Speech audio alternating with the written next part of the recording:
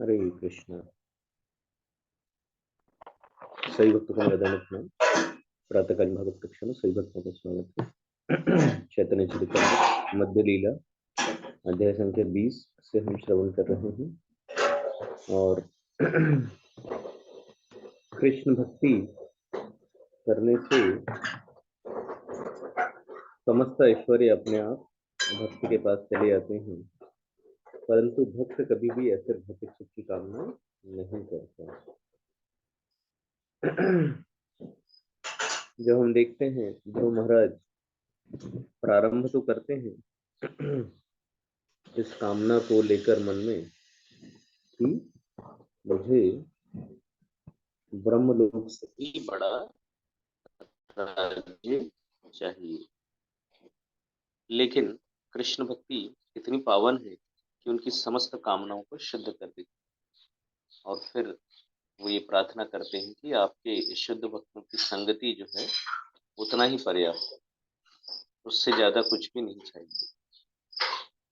वृत्रासुर तो युद्ध के मैदान में ये भी प्रार्थना नहीं करते कि मैं युद्ध में जीतूं या इन कष्टों से बचूं। वो तो न न पारमेष्ठ्यम न रसाधिपत्यम न च सार्वभौम, न ऊपर के लोगों का राज्य चाहिए, न निम्न लोगों का राज्य चाहिए, ना मुझे मुक्ति चाहिए, न धरती का राज्य चाहिए। तो इस तरह से कृष्ण भक्ति कितनी अद्भुत है कि समस्त कामनाएं जो हैं वो शुद्ध हो जाती हैं, इच्छाएं शुद्ध हो जाती हैं, जिन इच्छाओं की वजह से बारंबार व्यक्ति को इस भौतिक जगत में जन्म मृत्यु के चक्र में फंसना पड़ता है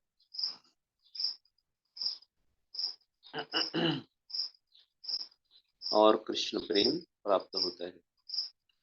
वेद शास्त्रिक है संबंध अभिधेय प्रयोजन, कृष्ण कृष्ण भक्ति प्रेम तीन महाधन। तीन शब्द लिए हैं, संबंध अभिधेय प्रयोजन। उसका उत्तर भी क्या है? कृष्ण कृष्ण भक्ति प्रेम। संबंध कृष्ण से, अभिधेय कृष्ण भक्ति करना, प्रयोजन कृष्ण प्रेम प्राप्त करना। ये तीन महाधन है।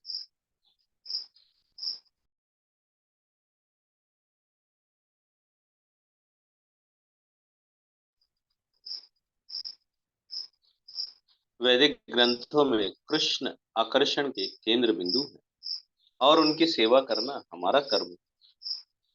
हमारे जीवन का चरम लक्ष्य कृष्ण प्रेम प्राप्त करना है। अतएव कृष्ण कृष्ण की सेवा तथा कृष्ण प्रेम ये जीवन के तीन महाधन हैं। ये धन मिल गया तो बाकी के धन अपने आप आ जाते हैं।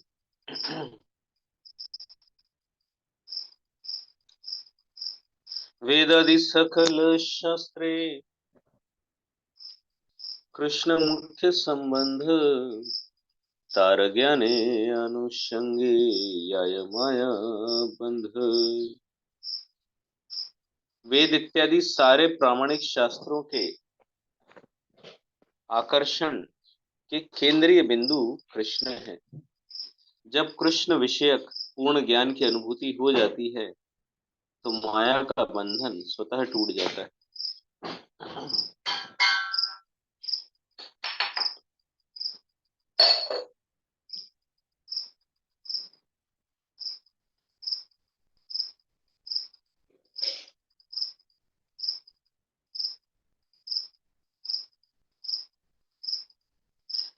व्यामोहाय चराचरस्य जगतस्थिते पुराणागमाः, तां तामेव हि देवतां परमितां जल्पन्तु कल्पावधि। सिद्धान्ते पुनरेक एव भगवान् विष्णु समस्तागम, व्यापारेषु विवेचन व्यतिकरम् नीतेषु निश्चीयते। पद्म पुराण से लिए गए श्लोक में कहते हैं, वैदिक शास्त्र तथा पुराण अनेक प्रकार के, उनमें से प्रत्येक में विशेष देवताओं का वर्णन प्रमुख देवताओं के रूप में पाया जाता है। यह समस्त चर तथा अचर प्राणियों में मोह उत्पन्न करने के लिए है। उन्हें निरंतर ऐसी ही कल्पनाओं में लगे रहने दो, किंतु जब इन सारे वैदिक शास्त्रों का सामूहिक विश्लेषण किया जाता है, तब निष्कर्ष यही निकलता है कि भगवान विष्णु ही एकमात्र पूर्ण पुरुषोत्तम भगवान हैं। यह श्लोक पद्म पुराण से लिया गया। मुख्य गौण वृत्ति किंवा अन्वय व्यतिरेके वेदेरे प्रतिज्ञा केवल कहे कृष्ण के। जब कोई व्यक्ति व्याख्या द्वारा अथवा शाब्दिक अर्थ के द्वारा वैदिक शास्त्रों को स्वीकार करता है, तब वैदिक ज्ञान की अंतिम घोषणा प्रत्यक्ष अथवा अप्रत्यक्ष रूप से भगवान कृष्ण को ही इंगित करती है। तो एक जैसे वेदांत सूत्र कहा गया ना, फिर वेदांत सूत्र पे भाष्य जो है वो क्या दिया गया, श्रीमद् भागवतम। तो समस्त वेदों का सार जो है वो वेदांत सूत्र में आता है, और वेदांत सूत्र के ऊपर जो कमेंट्रीज है वो श्रीमद् भागवतम।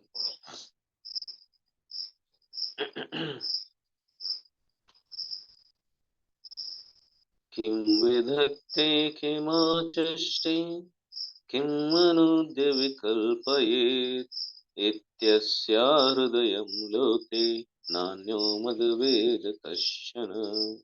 मां विधत्ते अभिधत्ते मां विकल्प्यापहयते अहम् एतावान् सर्ववेदार्थ अस्थाय माभिधाम् मायामात्रमनुद्यान्ते प्रतिषिध्य प्रसीदति। भगवान कृष्ण ने कहा, सारे वैदिक शास्त्रों का प्रयोजन क्या है, उनका लक्ष्य किस पर केंद्रित होता है, सारे चिंतन का लक्ष्य कौन है, इन बातों को मेरे अतिरिक्त कोई नहीं जानता। अब तुम यह जान लो, ये सारे कार्य मेरा ही वर्णन करने के लिए एवं मुझे प्राप्त करने के लिए हैं। वैदिक साहित्य का उद्देश्य विभिन्न मानसिक चिंतन द्वारा मुझे जानना है, चाहे अप्रत्यक्ष ज्ञान हो या शाब्दिक अर्थ हो। हर व्यक्ति मेरे विषय में तर्क करता है, मुझ में और माया में अंतर करना यही सारे वैदिक ग्रंथों का सार है। मनुष्य माया पर विचार करने पर मुझे समझ पाता है। इस तरह वेदों के विषय में तर्क करने से मुक्त हो जाता है और अंतिम निष्कर्ष के रूप में मेरे पास आता है और तब तुष्ट होता है। ये दोनों श्लोक श्रीमद् भागवतम 11वां स्कंद 21वां अध्याय 42 और 43 श्लोक है। जब उद्धव ने कृष्ण से वैदिक चिंतन का उद्देश्य पूछा, तो भगवान ने उन्हें वैदिक साहित्य समझने की विधि बतलाई। वेदों में कर्म कांड, ज्ञान कांड, उपासना कांड निहित है।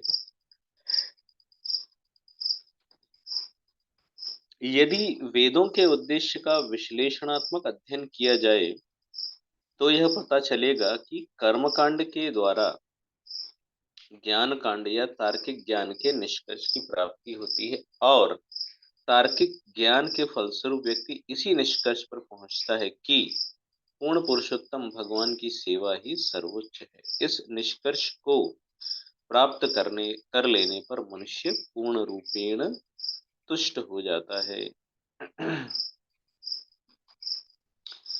कृष्णेर स्वरूप अनंत वैभव अपार चित्त शक्ति माया शक्ति जीव शक्ति यार।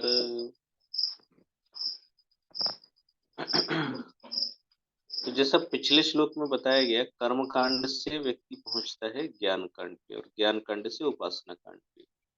लेकिन प्रभुपाद जी क्या कहते हैं, आप सीढ़ी दर सीढ़ी आगे बढ़ने की आवश्यकता नहीं है, लिफ्ट मिल गई है आपको। तो सीधा लिफ्ट में प्रवेश कीजिए, बटन दबाइए और एकदम टॉप फ्लोर पे चले जाइए। यानी आपको बता दिया है कि भाई भक्ति सर्वश्रेष्ठ है, तो सीधा आप क्या कीजिए, भक्ति योग कीजिए और भगवत धाम चाहिए। सीढ़ियों से चढ़ना बड़ा कष्टदायी, स्पेशली जब मंजिल बहुत ऊपर हो।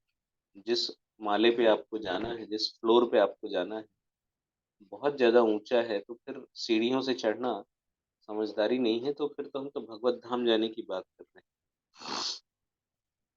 जैसे चर्चा हो रही थी प्रभुपाद जी की कुछ वेद पाठी ब्राह्मणों से, तो उन्होंने पूछा फिर भगवान कौन है, तो वो कहते हैं भाई अभी तो हम वेदों की स्टडी कर ही रहे हैं। तो बच्चे को बुला के कहा, पास में खेल रहे, कि भाई बताओ भगवान कौन है। खट से जवाब दिया, पूर्ण पुरुषोत्तम भगवान श्री कृष्ण भगवान है। कैसे? पूर्ण पुरुषोत्तम भगवान। तो फर्क ये है कि भक्ति योग इतना सरल है कि छोटा बच्चा भी आसानी से संपन्न कर सकता है। क्या करना है? चैंटिंग करनी है, डांसिंग करनी है, फीस्टिंग करनी है, उसको प्रसाद लेना है, कृष्ण का नाम लेना है, कथा सुननी है और हरिनाम संकीर्तन में नाचना गाना है। इतना करने से छोटे बच्चे भी जो है कृष्ण भावनाभावित हो जाते हैं। अब वो बच्चा यदि कर्म कांड और ज्ञान कांड के मार्ग पे चलना चाहे, तो पहले तो उसको बड़ा होना पड़ेगा। थोड़ी समझदारी आने के बाद में फिर वो कर्म कांड के नियमों को जानना, पालन करना इस जब जीवन में कितना संभव है क्या पता।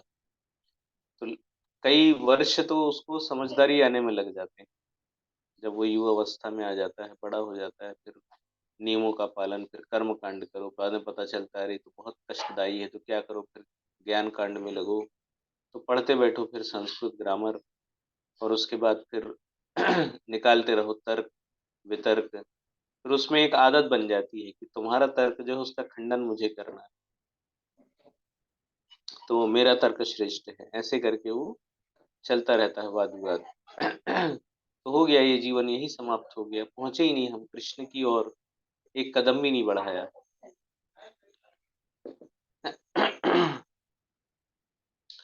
तो इसीलिए सीधा क्या करना है, लिफ्ट का बटन दबाना है, भक्ति योग। तो यहाँ पे बता रहे हैं कृष्ण का दिव्य स्वरूप अनंत है और उनका ऐश्वर्य भी कैसा है, अपार है। वे अंतरंग बहिरंग तथा तटस्थ शक्तियों के स्वामी हैं।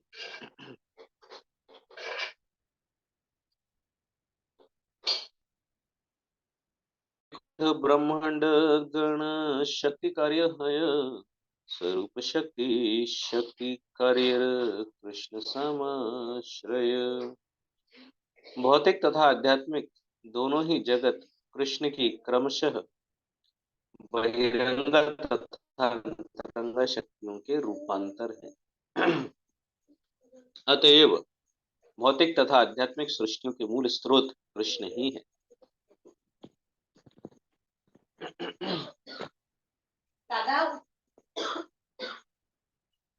जैसे हम देखते हैं सेंट्रल गवर्नमेंट एक ही रहती है सेंट्रल में, फिर स्टेट में किसी स्टेट में कांग्रेस, किसी स्टेट में बीजेपी। वैसे भगवान की अलग अलग शक्तियां हैं, उनमें से मूल जो दो शक्तियां हैं, अंतरंग शक्ति आध्यात्मिक जगत के लिए और बहिरंग शक्ति जो है भौतिक जगत के लिए। पर इन समस्त शक्तियों के जो उद्गम है वो है कृष्ण। दशमे दशमं लक्ष्यमाश्रिताश्रय विग्रहम् श्रीकृष्णाख्यं परं धाम जगद्धाम नमामि तत्। श्रीमद् भागवतम का 10वां स्कंद, 10वें लक्ष्य। 10वां लक्ष्य क्या है? आश्रय। तो यानी जब हम पुराण पढ़ते हैं तो पुराणों में 10 विषय वस्तु होती है। भगवत गीता पढ़ते हैं तो उसकी 5 विषय वस्तु, यानी उपनिषदों की 5 विषय वस्तु होती है, पुराणों की 10 विषय वस्तु होती है, जिसमें से जो 10वां है इंग्लिश में समम बोलम, आश्रय कहते हैं उसको। तो 10वें लक्ष्य कौन है? पूर्ण पुरुषोत्तम भगवान को बतलाने वाला, जो समस्त शरणागतों के आश्रय हैं। वे श्री कृष्ण नाम से विख्यात और समस्त ब्रह्मांडों के परम स्रोत हैं। मैं उन्हें सादर नमस्कार करता हूँ। यह उद्धरण श्रीमद् भागवत पर लिखी गई श्रीधर स्वामी की टीका भावार्थ दीपिका से लिया गया है। श्रीमद् भागवत के 10वें स्कंध में आश्रय तत्व श्री कृष्ण का वर्णन है। तत्व दो प्रकार के हैं, आश्रय और आश्रित। आश्रय तत्व वस्तु विधेय परक है और आश्रित तत्व उद्देश्य परक है। चूंकि भगवान कृष्ण के चरण कमल सारे भक्तों के आश्रय हैं, अतः श्री कृष्ण परम धाम कहलाते हैं। कभी कभी हम भगवान को ही धाम कहते हैं ना, पर ब्रह्म परम धाम पवित्रम परमम भवान। तो कुछ गलत नहीं है, हम ब्रज को भी धाम कहते हैं, गोलोक धाम कहलाता है, वैकुंठ भी धाम कहलाता है, और स्वयं भगवान भी परम धाम कहलाते हैं। भगवत गीता में कहा गया है, पर ब्रह्म परम धाम पवित्रम परमम भवान। हर वस्तु कृष्ण के चरण कमलों पर आश्रित है। श्रीमद् भागवत में कहा गया है, समाश्रिता ये पद पल्लव प्लवम महत पदम पुण्य यशो मुरारे। संपूर्ण श्री कृष्ण के चरण कमलों के तले जो नीचे का हिस्सा होता है पैरों का, वो है। क्योंकि हर वस्तु कृष्ण के संरक्षण में है, इसलिए कृष्ण आश्रय तत्व कहलाते हैं। अन्य सारी वस्तुएं आश्रित तत्व कहलाती हैं। यह भौतिक सृष्टि भी आश्रित तत्व कहलाती है। भव बंधन से मोक्ष तथा आध्यात्मिक पद की प्राप्ति भी आश्रित तत्व है। कृष्ण ही एकमात्र आश्रय तत्व हैं तथा क्षीरोदकशाही विष्णु। सृष्टि के प्रारंभ में महाविष्णु, गर्भोदकशाही विष्णु तथा क्षीरोदकशाही विष्णु रहते हैं, वे भी आश्रय तत्व हैं। कृष्ण समस्त कारणों के कारण है, सर्व कारण कारणम। कृष्ण को भली भांति समझने के लिए आश्रय तत्व तथा आश्रित तत्व का विश्लेषणात्मक अध्ययन करना आवश्यक है। कृष्णेर स्वरूप विचार शुन सनातन अद्वय ज्ञान तत्व ब्रजे ब्रजेंद्र नंदन। हे सनातन, अब मुझसे भगवान कृष्ण के सनातन स्वरूप के विषय में सुनो। वे द्वैत भाव से रहित परम अद्वय सत्य हैं, किंतु वे वृंदावन में नंद महाराज के पुत्र के रूप में रहते हैं। तो इतना ऐश्वर्य है, फिर भी ब्रज में आप देखोगे, ब्रज की लीलाओं को आप देखोगे तो बिल्कुल सामान्य ही लगता है। तो सामान्य मनुष्य हैं, इसलिए सब मोहित हो जाते हैं। मोहयंत यत सूर्य। न केवल मनुष्य बल्कि देवता भी मोहित हो जाते हैं। इंद्र जैसे देवता, ब्रह्मा जी जैसे देवता, ब्रह्मा जी की सृष्टि में है, सृष्टि के रचयिता हैं, वो भी मोहित हो जाते हैं। तो फिर नास्तिकों के मोहित होने का तो सवाल मतलब कोई उसमें वो ही नहीं है। मोहित होना ही निश्चित ही है उनका। जब तक आचार्य हमें मार्गदर्शन न दें तो मोहित रहना हमारा निश्चित है। सर्वादि सर्वंशी किशोर शिखर चिदानंद देह सर्वाश्रय सर्वेश्वर।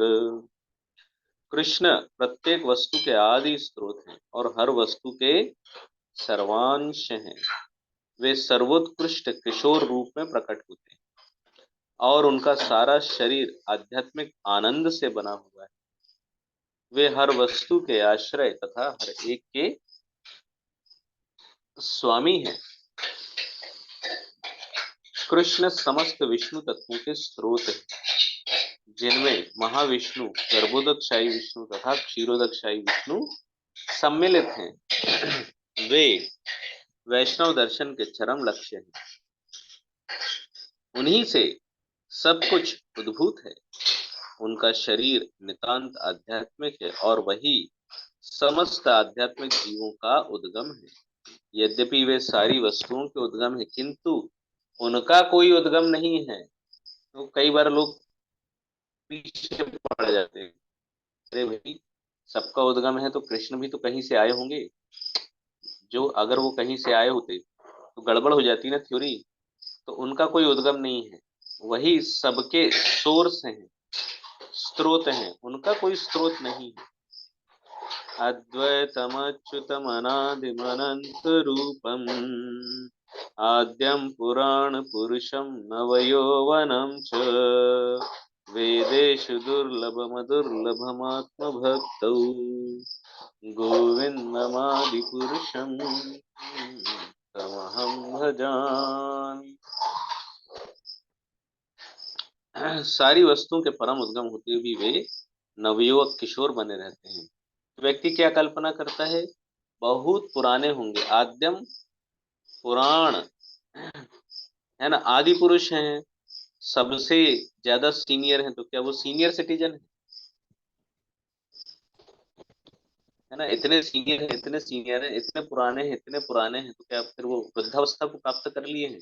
तो लोगों की कल्पना में क्या होता है, बड़ी बड़ी दाढ़ी होगी, लंबी लंबी दाढ़ी होगी और खूब झुर्रियां होंगी, है ना, भयंकर बूढ़े, ऐसी कल्पनाएं होती हैं लोगों की। लेकिन नहीं, ऐसा नहीं है। सारी सृष्टि के स्रोत हैं, अनादि काल से वो हैं, हजारों हजारों करोड़ों करोड़ों वर्ष, मतलब समय की इकाई जहाँ फेल है, तो वहां से लेकिन फिर भी अद्भुत बात क्या है, वो हमेशा नवयुवक, नवयुवक भी कैसे, किशोर बने रहते हैं। जो किशोर अवस्था है भगवान की, वो बनी रहती है। और ब्रह्म संहिता से कह रहे हैं, ईश्वरः परमः कृष्णः सच्चिदानंद विग्रह अनादिर आदिर गोविंदः सर्व कारण कारणम। तो ब्रह्म संहिता के श्लोक को महाप्रभु जी कह रहे हैं, गोविंद नाम से विख्यात कृष्ण परम निरंतर है। उनका शरीर सनातन है, आनंदमय और आध्यात्मिक है, सत चित आनंद वे सबके उद्गम हैं, उनका कोई उद्गम नहीं है। अनादिर आदिर गोविंद, और वे समस्त कारणों के मुख्य कारण। स्वयं भगवान कृष्ण गोविंद पर नाम सर्वैश्वर्य पूर्ण यार गोलोक नित्य धाम। आदि पूर्ण पुरुषोत्तम भगवान तो श्री कृष्ण है। उनका मूल नाम गोविंद है। वे समस्त ऐश्वर्यों से पूर्ण है और उनका सनातन धाम गोलोक वृंदावन कहलाता है। यदि गौर न होते तब की होते खेमोने धरिता। तो इसलिए भजन गाया गया कौन सा, कि भाई गौरांग महाप्रभु नहीं होते तो ये हमको कौन बताते कि पूर्ण पुरुषोत्तम भगवान कौन है, श्री कृष्ण है। नहीं तो हम भी कहाँ फंसे रहते, ब्रह्मेति परमात्मेति, बस भगवान इति पहुंचते ही नहीं। ब्रह्म और परमात्मा इनमें ही फंसे रहते। ब्रह्म ज्योति से निकलते तो अधिकतम फंसते कहाँ, परमात्मा, सब में है, सब में है, सब परमात्मा, सब परमात्मा। तो ये महाप्रभु ये ज्ञान देने आए, तो सबको भक्ति सिखाने। तो क्या कह रहे हैं, पूर्ण पुरुषोत्तम भगवान तो श्री कृष्ण है। क्या है मूल नाम, गोविंद है, और समस्त ऐश्वर्य से पूर्ण है। उनका सनातन धाम क्या है, गोलोक वृंदावन एकदम सिलेक्टेड श्लोक लिए गए हैं रेफरेंस के तौर पे, है ना।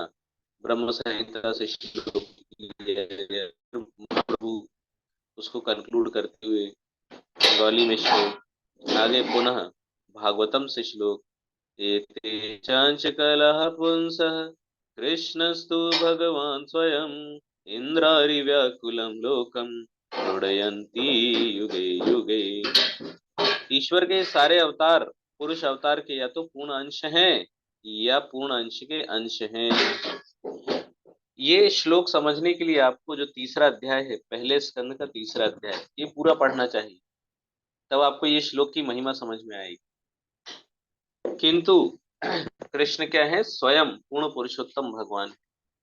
जब संसार इंद्र के शत्रुओं द्वारा पीड़ित होता है, तब प्रत्येक युग में वे अपने इन विभिन्न रूपों द्वारा संसार की रक्षा करते हैं। यह श्लोक श्रीमद् भागवतम पहला स्कंध तीसरा अध्याय 28वां श्लोक है। तो पहले सारे श्लोकों में, मतलब उस अध्याय के तीसरे अध्याय के पहले श्लोक से लेकर 27वें श्लोक तक वो अवतारों का वर्णन करते ही रहते हैं, करते ही रहते हैं। पहले पुरुषावतार, फिर लीला अवतार, युगा अवतार, और ऐसे अवतारों का वर्णन करते करते करते कृष्ण को भी उसी फ्लो में वो गिन लेते हैं, ये भी अवतार है। बाद में फिर वो कहते हैं नहीं नहीं, करेक्शन है। क्या करेक्शन है? कृष्णस्तु भगवान स्वयं। तो इसकी व्याख्या आदि लीला के अध्याय संख्या 2 में भी है, श्लोक संख्या 67, वहां भी इसकी व्याख्या की गई है। शिवपाल प्रभु जी ने कल प्रश्न पूछा था, तो कैलाश की जो स्टोरी है उसको आप याद कर सकते हैं, कैलाश और नारद मुनि की, तो आपका आंसर जो है क्लियर हो जाएगा। हरे कृष्णा। आगे तो कोऑर्डिनेट कर सकते हैं।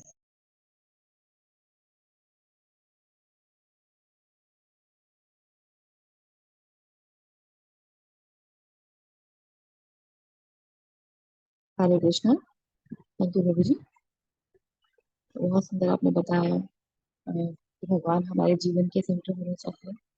भगवान ना सिर्फ हमारे जीवन के सेंटर हैं, बल्कि सभी सभी भी अवतार हैं, उनके स्रोत भी हैं।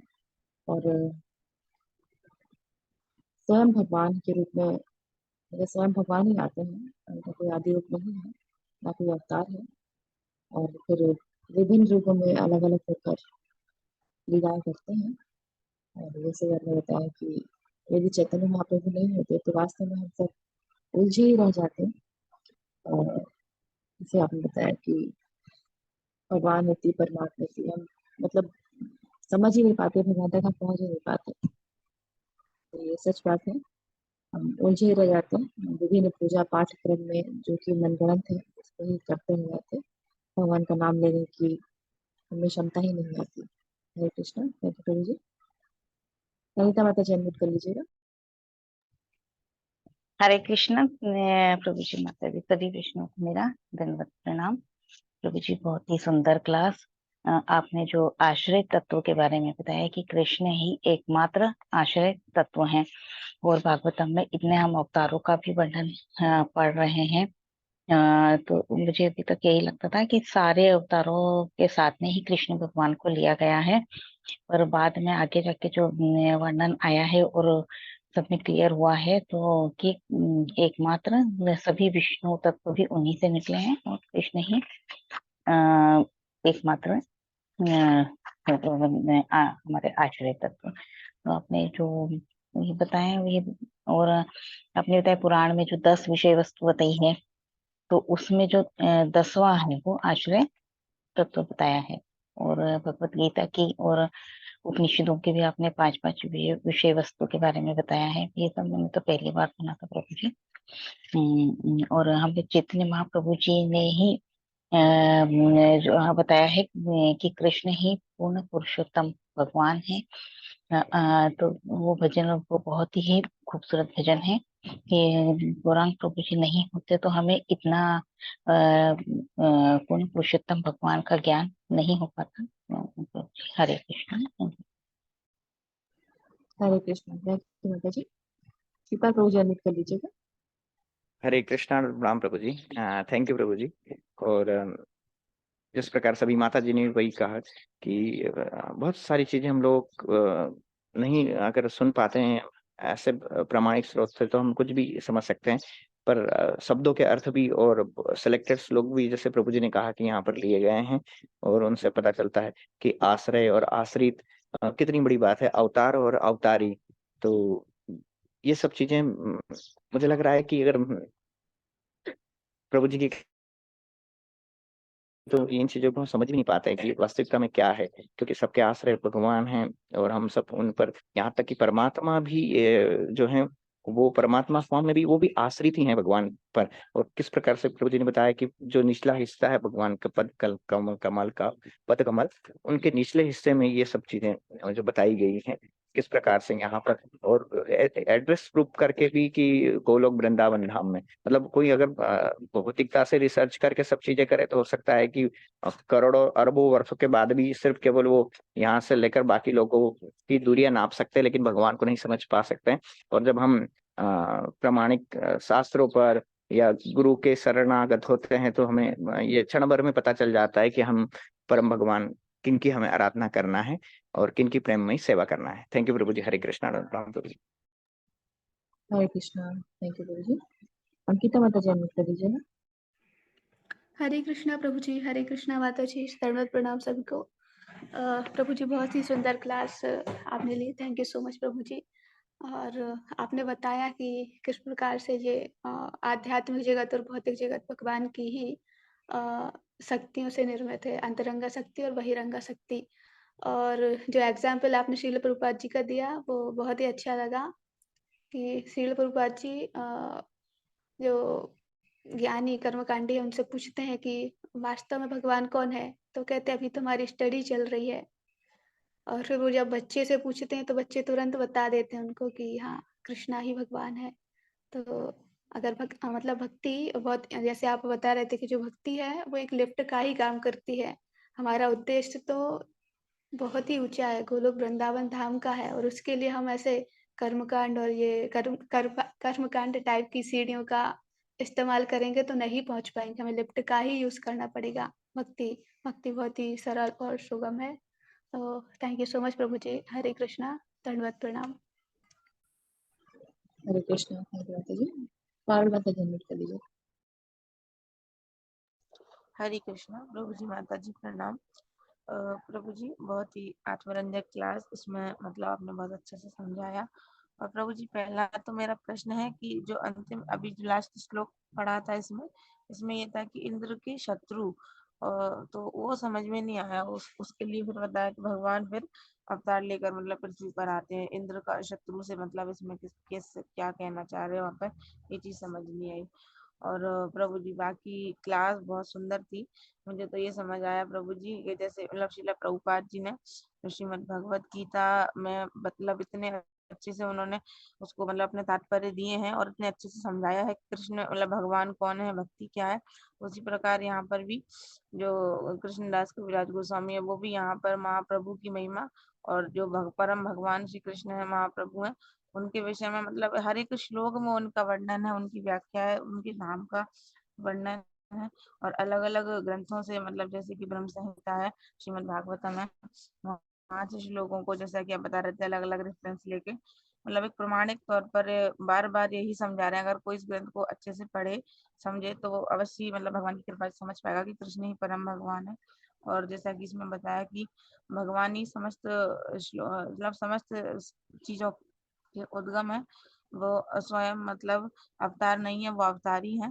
और ये जो शब्द हैं अवतार, अवतारी, आश्रय, आश्रित, इन शब्दों का भी बहुत बारीकी से यहाँ पे मतलब समझ में आता है कि ये क्या है।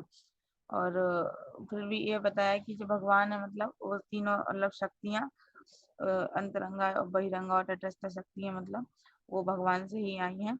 और इतना मतलब भगवान सब कुछ सबका स्रोत होते हुए भी पूर्ण मतलब पूर्ण पुरुषोत्तम भगवान है और पूर्ण यौवनमय है। कोई ये नहीं कह सकता कि वो इतने मतलब सबसे पुराने हैं तो वृद्ध भी हैं। तो बहुत अच्छी क्लास लगी प्रभु जी। हरे कृष्णा, दंडवत प्रणाम। प्रभु जी जो इंद्र का शत्रु है थोड़ा उसका डाउट क्लियर कीजिएगा। हरे कृष्णा, प्रणाम। हरे कृष्णा। थैंक यू माता जी। अच्छा, कोट रीड कर लेती हूँ। शिव जी दही के समान है और श्री कृष्ण दूध के। दही बनाने के लिए आप थोड़ा दूध लें और उसमें थोड़ी खट्टी वस्तु मिला दें और वह दही बन जाता है। इसी प्रकार श्री कृष्ण शुद्ध जीव है और जब वह शुद्ध जीव माया से मिल जाता है तो शिव जी है। यह त्योहार 13 अप्रैल 1975।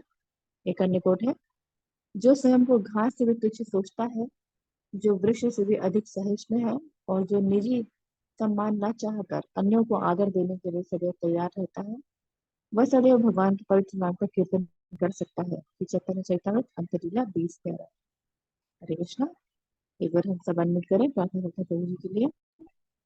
हरे कृष्ण कृष्ण कृष्ण हरे हरे हरे कृष्ण राम कृष्ण राम कृष्ण हरे हरे हरे, हरे।